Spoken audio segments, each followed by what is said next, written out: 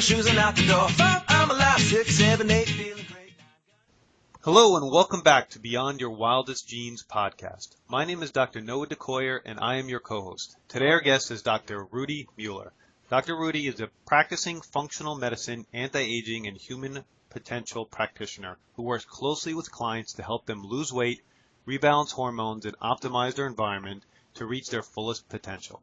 He is the founder of Limitless, a company designed to help you get slim and reach your limitless potential, and is the host of the Forget Weight Loss Forever Project, an online event that gives you access to 33 of the top experts in the world on how to find and address the underlying cause to your weight loss resistance.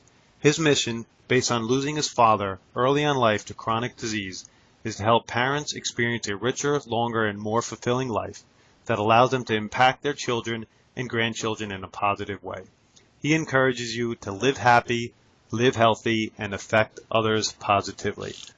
Dr. Mueller, how are you today, my friend? I'm doing well. Thanks for that great introduction. I really appreciate it. Thanks for having me on, too. My pleasure. Now, my first question always is backstory. How did Dr. Mueller become Dr. Mueller of today? Well, I'm the third Dr. Mueller in my family, so Nice. there was some expectation there.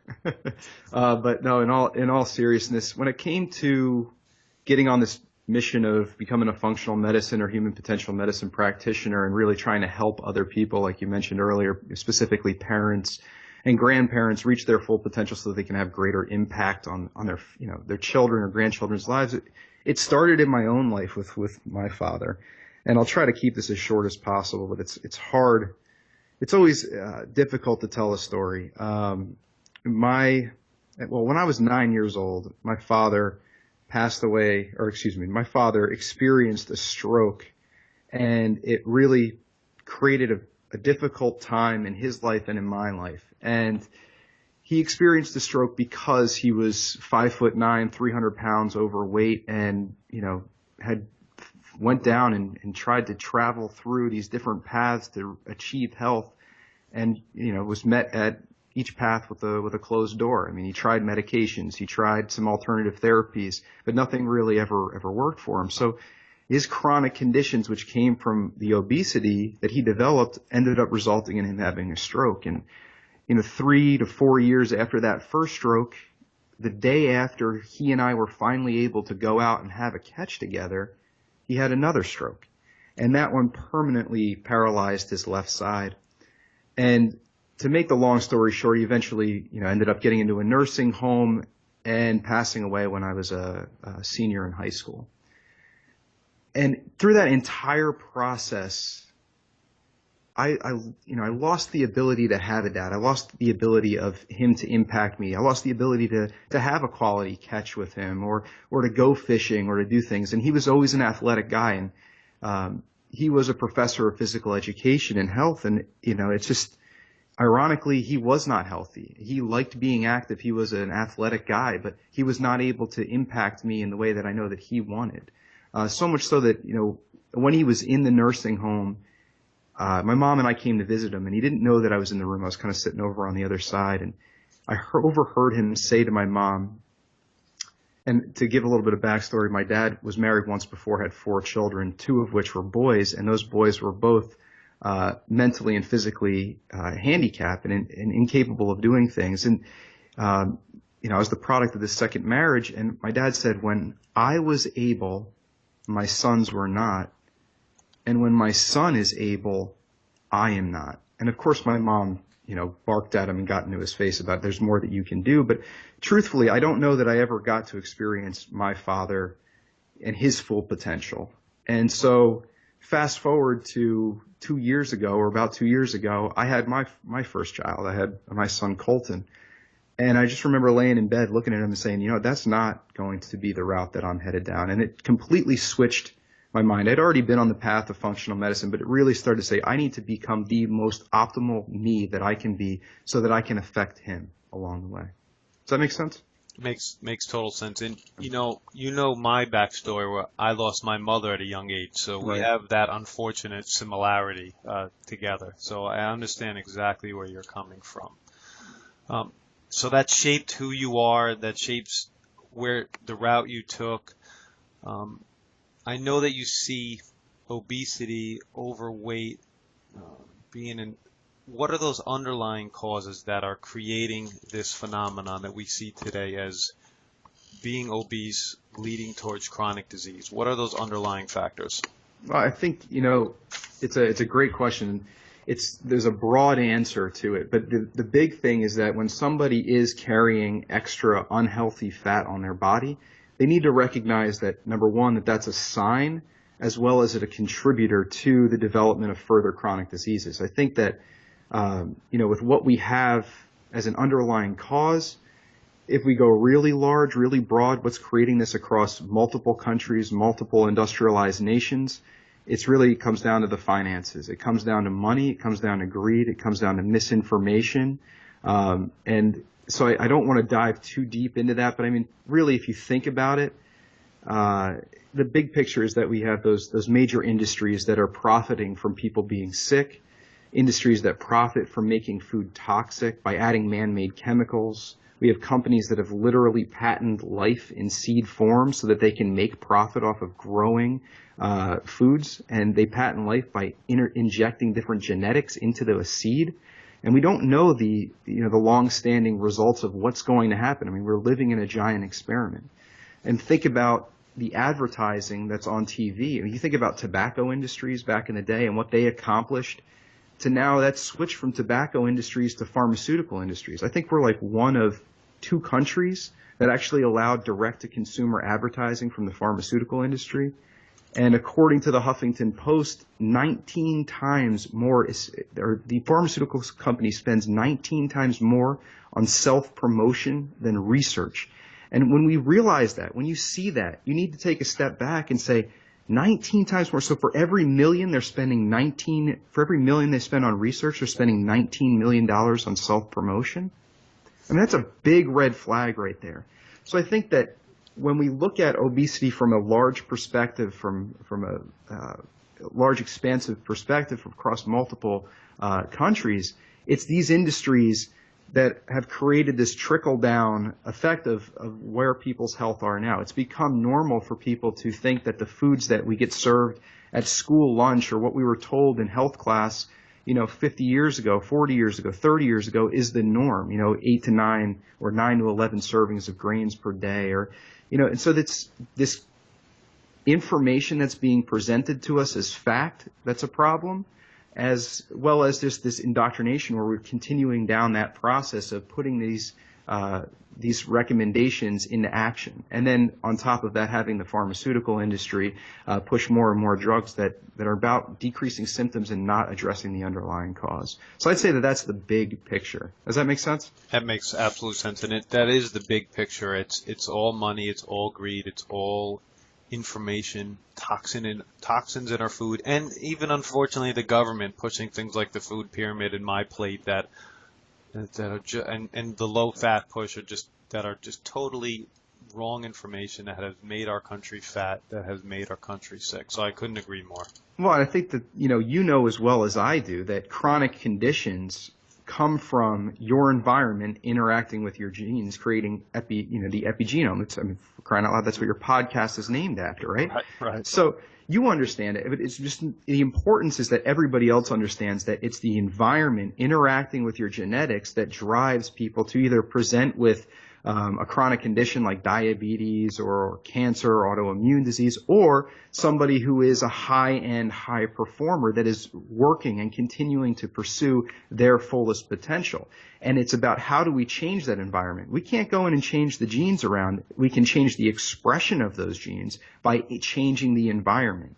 And that's an important thing to understand. I mean, the founder of where we have our doctorate is in chiropractic. The founder of that, D.D. Palmer, clearly stated, and even this, back when he was around developing this, it was trauma, toxins, and thoughts are what drive disease or what can drive health. And I think more and more is being poured in the bucket of trauma, and toxins and thoughts today. And so when we go, when a person goes to a chiropractor for manipulation, we may be not able to get as much benefit as we did, 50, 60 years ago because of the amount of toxins that are being put into our system. But I think that that those are the three big things that we need to be thinking about from our environment, and how do we address them. Of course, they're big umbrellas with many different little umbrellas underneath it, but I think that those are the areas that we really need to start to take the necessary steps in our own life to be able to implement change. It is quite amazing when you think of the founding fathers of chiropractic talking about thoughts and autosuggestion and toxins and the physical body and how they had it right 115 years ago. Right. Just necessarily didn't have the right terms or the terms that we use today, but boy, did they nail it 115 years ago. It's for sure. And, it's not just chiropractic. DOs were founded on a similar Yes. perspective. Naturopathic physician, that profession was founded on acupuncture. I mean, all of these have been founded on, these types of perspectives. And so, we just have to get back to that. We have to get back to nature. We have to get back to those understandings that these are the things that drive disease. These are the environmental factors that you actually have control over, that you can make changes in these things to actually see health on the other side or full potential on the other side. Agree. Now, what do you think is the main reason why over 80% who implement a program to lose weight usually slip and gain the weight back or gain more weight than they did when they prior to starting? What are the reasons for that? Another great question.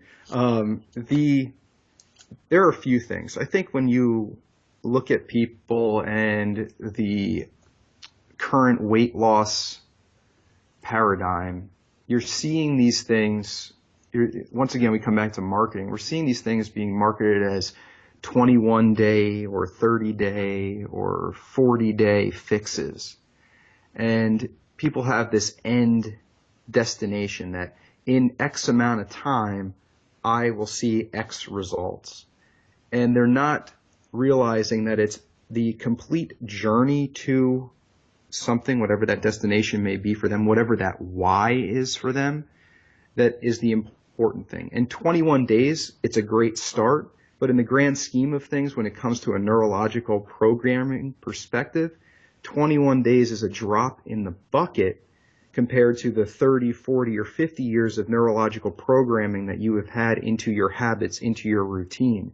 So 21 days can be a very, very important step, but it's about, in my mind, from what I see, and I even changed the question now thinking about it, is what are the 20% do that succeed in maintaining the weight loss and maintaining that journey to reaching their full potential? And what do we need to focus on for them, or what do they focus on specifically that gets them there? It's that they have a very clear why, a clear reason for what they're going after. So you and I both connected to the fact that we lost parents early on in life to chronic conditions, whether it was cancer or whether it was cardiovascular issues.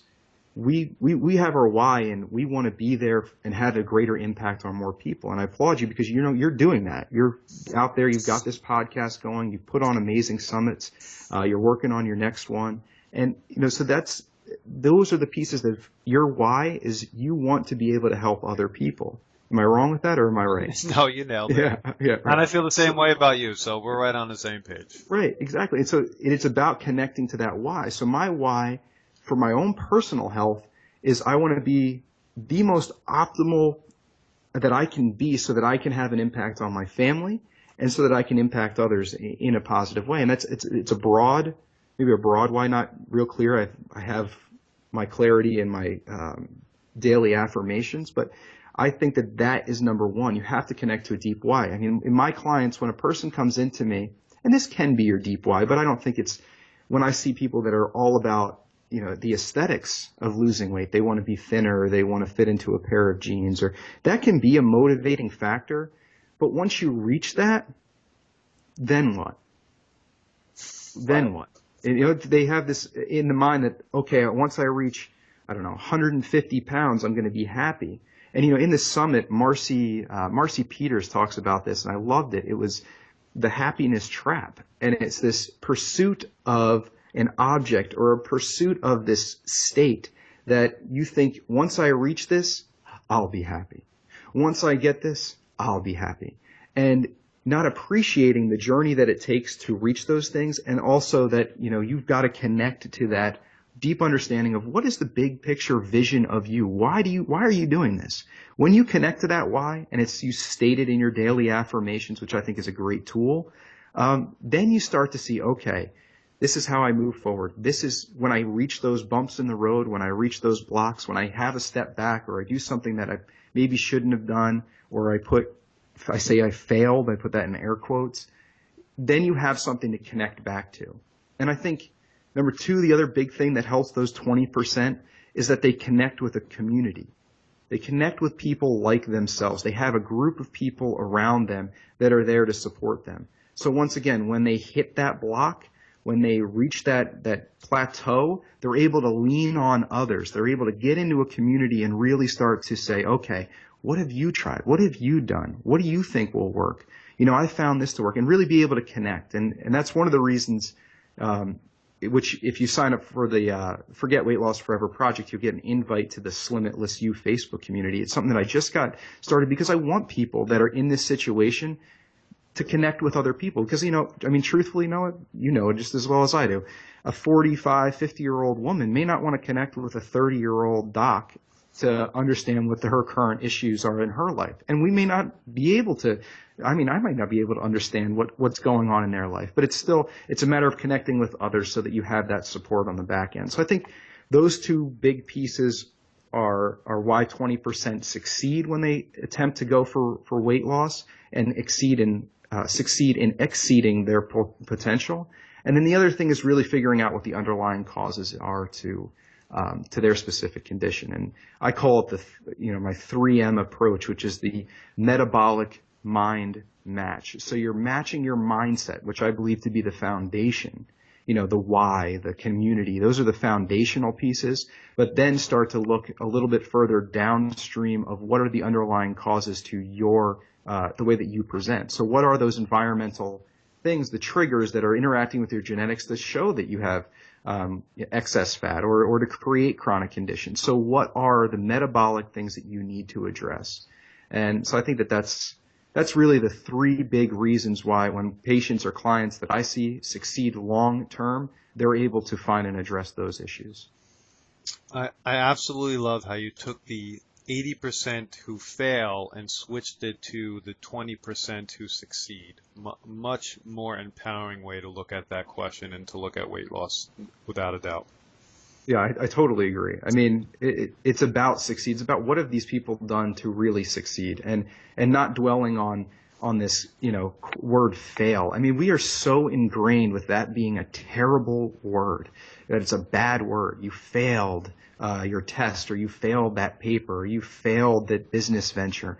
Look at Einstein. I got a picture of him in front of me. It's all relative, right? When it comes to failing, you need to realize that that's a step in the right direction, that it is one step. It's one thing that you can cross off your plate, or it's time to reevaluate. And that's what I think that all of these 21, 30 days, what they're good for is if you're able to connect with a community and realize that 21 days is not the end point. It's the reevaluation standpoint. Okay, what have I done over the last 21 days that I found very helpful to my goal and implementing into my life, because you're making lifestyle changes?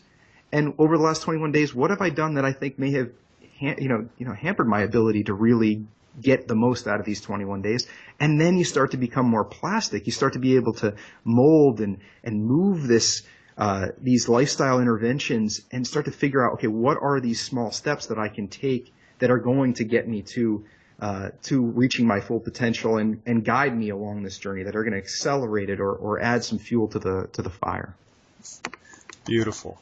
Now, when I was a kid, I can remember watching TV, and it was an Entenmann's commercial, and a person was standing on a ledge, and that person screams out, "You can eat cake!" So somehow Entenmann's figured out a way to make a cake that had no fat in it. Right. So now it was the beginning of the no fat craze. Then a few years later, I'm in school and I read A Diet for a New America, and vegetarian is the way to go. Then Atkins hits the scene, and it is all about fat. It's about bacon, avocado, meat, and the confusion builds, changes, then it's the Western price diet and a primal diet, a paleo diet, which I happen to be a fan of, but it just keeps changing. 21-day challenges, 30-day challenges. Now, you've created, in my mind, what could be looked at as a solution to this problem. Now, you've worked very hard on a project. You mentioned it a little bit already. You mentioned Marcy Peters, who's great, who's a friend of mine who I've interviewed before. I'm on this project. Why don't you lay it on the line and tell our audience about what you put together and what's so great about what you're doing and what's going to be released very shortly in the next few weeks. Well, no pressure, huh? Yeah, I know. Well, to address the different diets that you spoke about, I mean, yes, you know why they worked for most people that tried them. Every one of those diets worked for most people that tried them. And I think it's because they remove things that are toxic to the body, and you change up the system. You change it up. You say, okay, well, we're not going to eat processed foods anymore, or we're not going to eat anything that has carbohydrates, sugar, or fruit, or anything. We're just going to completely switch. So you're going to see immediate changes. The question is the diet something that's sustainable to you as an individual? Just like each one of us has our own fingerprint, each one of us has our own genetics, each one of us has our own lifestyle. And if eating meat and doesn't work for you, and you want to do vegan and you want to try vegetarianism, go for it. Do it. I'm all about you trying something and implement it. Go all in with whatever you choose to try and see how it works for you. And if you're not getting the results that you want after 30 days, 60 days, a half a year, you're still having trouble, or you're having something else come up, realize that that's time for the reevaluation. And so with the project, it's not some specific diet that we're recommending. Now, do we favor maybe the ketogenic or the low carb, higher fat diet or the wild diet? Yes, because it's about getting away from processed food. It's about getting back to nature as much as possible. And, I really think that what we're able to do is start to really reveal the fact that these are the things that were implemented thousands or millions of years ago, depending on what you believe happened, whether it was evolution or if religion or if God created us, whatever that is for you. The fact is that the environment interacts with our genes, and that leads to our genetics being able to handle certain environments. And over thousands and maybe even millions of years, we were exposed to things like low-intensity movement with intermittent bouts of high-intensity activity. We were in contact with the ground, with the earth. We were exposed to the outdoors. We were breathing unpolluted air. We were exposing our eyes to natural light. We ate a diet that was in season, that was local, and it was high in probably fresh fruits and vegetables, nuts, seed, berries, which were probably all raw at that point. And portions of the diet were lean, wild game and fish, and we consumed most of the animal. We ate from nose to tail. We ate the organs. We ate the skeletal muscle. We maybe cooked the bones and extracted the nutrients from the broth. These foods were high in omega-3 fats. So, the project in and of itself is saying, okay, in today's modern world, how the heck do we get back to this type of setup? And what are the things in our environment that we are now exposed to that person, that ancestor, thousands of years ago was not exposed to? And how do we mitigate that? Because, I'll tell you what, Noah, I don't really want to go out and barefoot and live in a cave and hunt down my next meal or go foraging through the woods. I'd probably end up eating some poisonous berry, not be able to, kill a squirrel with a pellet gun or whatever. I wouldn't be able to do it. I think I would fail. And it may be the step in the right direction, because it's going to realize that I need to get back into my house. I need to be able to go to the refrigerator when I want some food. So really, it's about how do we start taking these concepts, the understanding that your genes interact with your environment and that it's been set up over thousands or millions of years to have these types of things exposed to those genes, and how do we start to make those changes today? And we have tracks, we have interviewers from New York Times bestsellers. We've got Abel James on there, who's the fat-burning man who just won I don't remember if it was ABC or NBC, but it's a diet show called My Diet is Better Than Yours. That's what it's called. And so, I mean, we've got him on there. We've got Ben Greenfield. You're on there. We've got some amazing people on the project that are teaching you how to do that, how to implement it. And then even more important, I think, from the foundational standpoint that I talked about earlier, is we've got probably about 5 to 10 different speakers who either their topic is devoted to or at least touch on the mindset. And how do you make effective change last? Because that's really that question that you asked me earlier about how do we get long-standing change. It's about figuring out how to make change last in your own life. And now you're learning from 5 to 10 different experts on what they do or what they recommend or how they've seen change in their own life. So, I mean, a brief synopsis is that, I called it the Forget Weight Loss Forever project because, yes, I wanted it to help people forget weight loss forever. I wanted them to forget the term weight loss because it's such a garbage term. It's not specific enough.